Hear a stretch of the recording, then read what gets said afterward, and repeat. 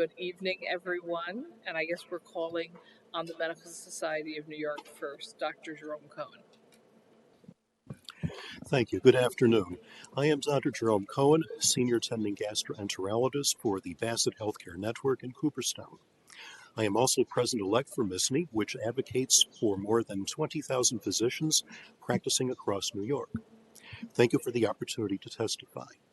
Our written testimony highlights several positive items in the budget to expand access to care, including investments in the patient-centered medical home program, further medical student loan repayment, telehealth payment parity, and expanded health insurance subsidies.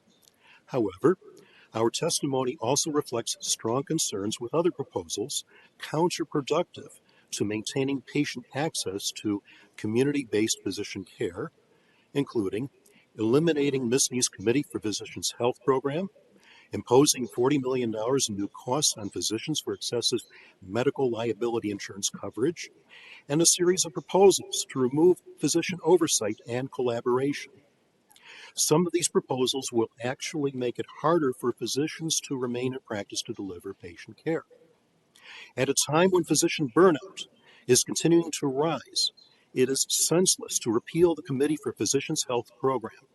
This long-standing program has helped thousands of physicians suffering from behavioral health challenges or addiction and has been routinely extended by the legislature in 5-year increments over the last several decades, including last year's extension of the program until 2028.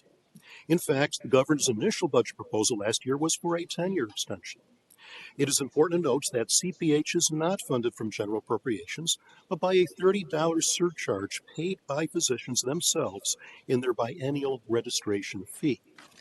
We also urge the legislature to again reject the proposed requirement that the 15,000 physicians enrolled in the excess medical malpractice insurance program bear 50% of the cost of these policies.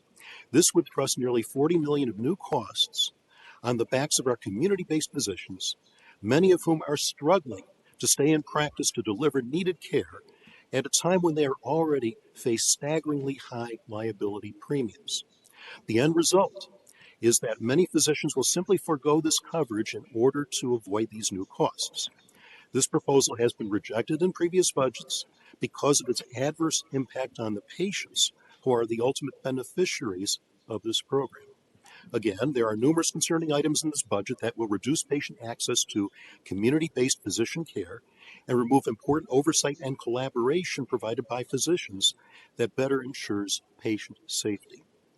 We urge you to prioritize expanding access to skilled primary and specialty care physicians instead of imperfect solutions that seek to replace them. Thank you. Those are my remarks. Thank you.